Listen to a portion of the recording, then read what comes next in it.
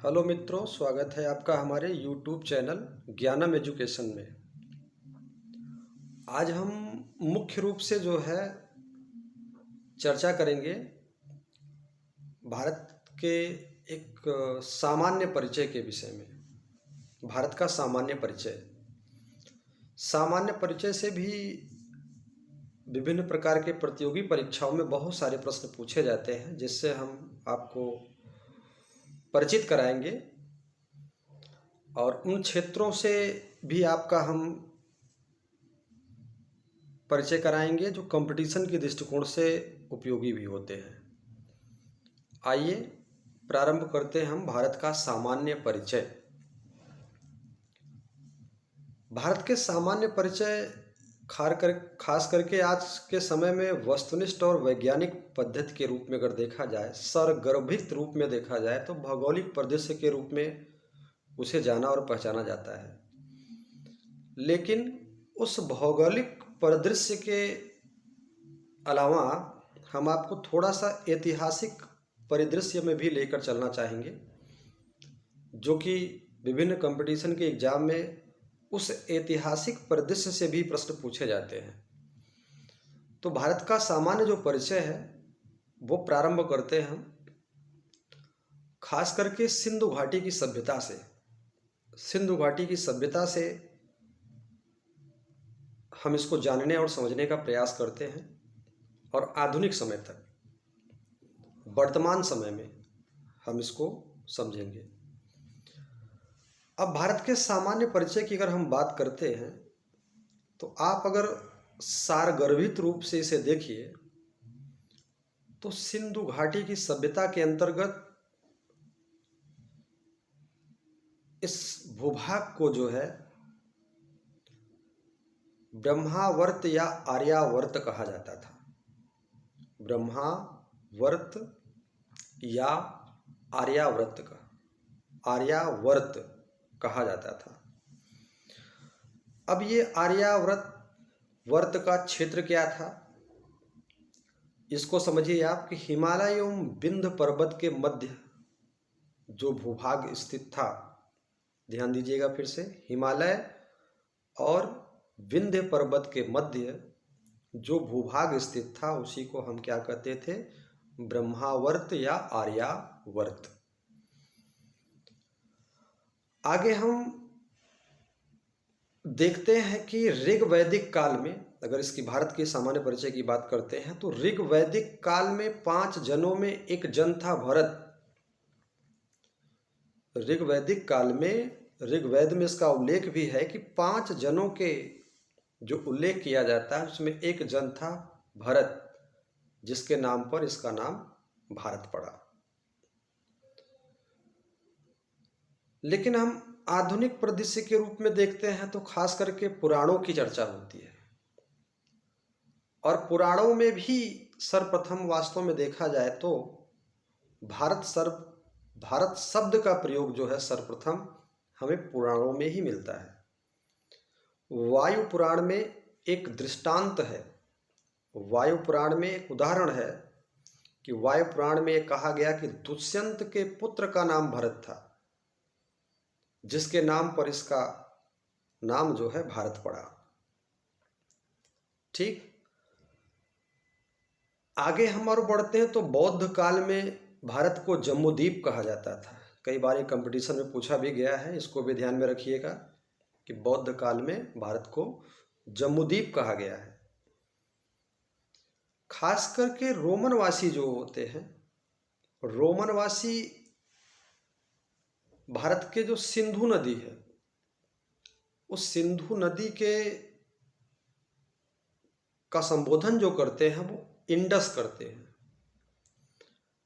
Indus जो है इसका संबोधन करते हैं और कहते हैं कि उसके पूर्व स्थित भूभाग जो है, यानी सिंधु नदी के, यानी कि इंडस के पूर्व स्थित भूभाग जो है वो भारत कहलाता है, यानी इंडिया कहलाता है। खास करके क्योंकि वो इंडस से, सिंधु नदी को इंडस कहते थे और उसके पूर्व में स्थित भूभाग को इंडिया कहते थे। अब अगला सामान्य परिचय में आता है कि हिंदुस्तान ये भी कंपटीशन में कई बार पूछा जा चुका है कि हिंदुस्तान शब्द का प्रयोग सर्वप्रथम किसने किया, तो पारसियों ने, यानी कि ईरानियों ने सिंधु नदी को हिंदू कहते थे। ईरानी या पारसिक जो है वो सिंधु नदी को हिंदू कहते थे और उन्होंने ही सर्वप्रथम इस भारतवर्ष को जो है हिंदुस्तान कहा। ये ऐतिहासिक पृष्ठभूमि है भारत का सामान्य परिचय।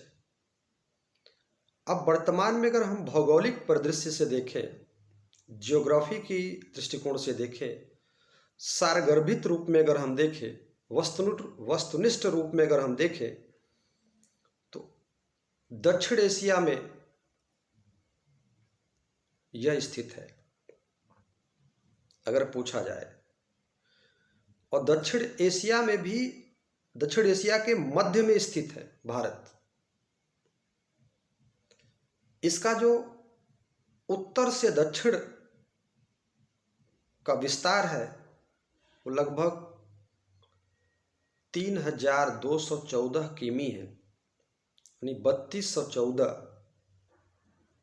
किमी उत्तर से दक्षिण का इसका विस्तार है।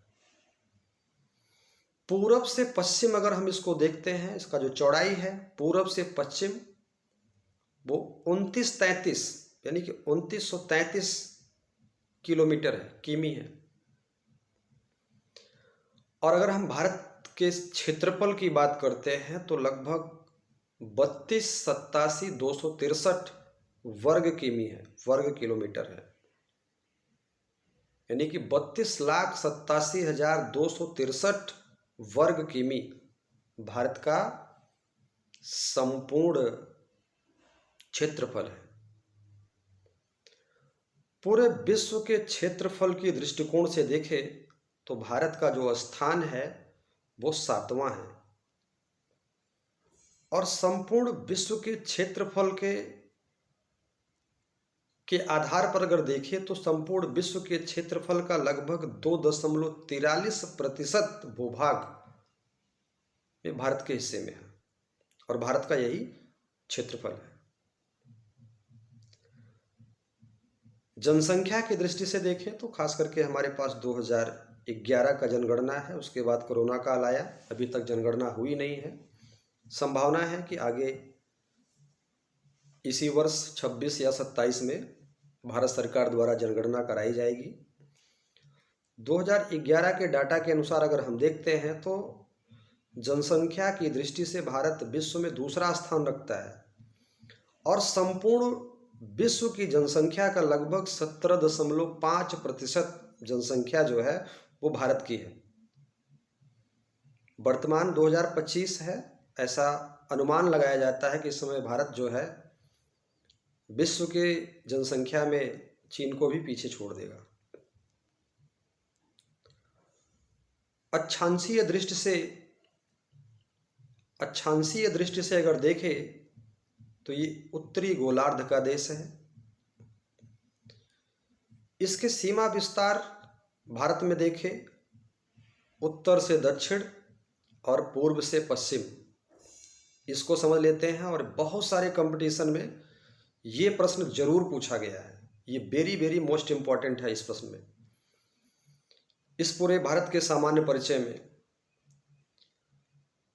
कि भारत का सबसे उत्तरी बिंदु जो इंदिरा काल के नाम से जाना जाता है, जो कि कहाँ स्थित है, जम्मू कश्मीर में स्थित है। सबसे उत्तरी भाग इंदिरा काल के नाम से जाना जाता है और जो जम्मू कश्मीर में स्थित है। सबसे दक्षिणी बिंदु की बात करें, दक्षिणी पॉइंट की बात करें तो इंदिरा पॉइंट है, याद रखिएगा, जो ग्रेट निकोबार द्वीप समूह में स्थित है। उसके बाद सबसे पूर्वी भाग की बात करें, सबसे पूर्वी बिंदु की बात करें, अंतिम बिंदु, तो वो पूर्वी में है किवीथू या किबीतू, जो कि अरुणाचल प्रदेश में स्थित है। किबीथू याद रखिएगा, ये भारत का सबसे पूर्वी पॉइंट है, बिंदु है। और जब सबसे पश्चिमी बिंदु की बात करें तो कहते हैं गुहार मोती, गुजरात, गुहार मोती कहाँ स्थित है, जिसे सरक्रिक भी कहते हैं, ये भी जानते रहिए। गुहार मोती जो भारत का सबसे पश्चिमी पॉइंट है, बिंदु है, वो गुजरात में स्थित है। तो कंपटीशन के दृष्टिकोण से बहुत इम्पॉर्टेंट है कि सबसे उत्तरी बिंदु, सबसे दक्षिणी बिंदु, सबसे पूर्वी बिंदु और सबसे पश्चिमी बिंदु। ठीक ऐसे ही हम छोटे छोटे टॉपिक पर बहुत सारी बातों को ध्यान में रखते हुए, कंपटीशन को ध्यान में रखते हुए आपके सामने छोटे छोटे वीडियो के माध्यम से बहुत सारी जानकारियाँ आपको देंगे। और आप निरंतर अगर हमारे वीडियो का अध्ययन कर रहे हैं, देख रहे हैं, समझ रहे हैं, तो निश्चित इससे लाभ मिलेगा। बहुत से बड़े बड़े कोचिंग संस्थानों में ये चीज़ें, छोटी छोटी बातें बताई जाती हैं, पढ़ाई जाती हैं, लेकिन जब तक आप ध्यानपूर्वक किसी विषय वस्तु को पढ़ेंगे नहीं, सीखेंगे नहीं, कुछ होने वाला नहीं है। क्यों? क्योंकि जो विद्यार्थी का विल पावर होता है, जो अपना विल पावर होता है, वो सबसे बड़ा आपके सीखने में सहायक होता है। ये जरूर ध्यान में रखिएगा। सेल्फ स्टडी बहुत इम्पोर्टेंट है। शिक्षक एक मार्गदर्शक होता है, पथ प्रदर्शक होता है।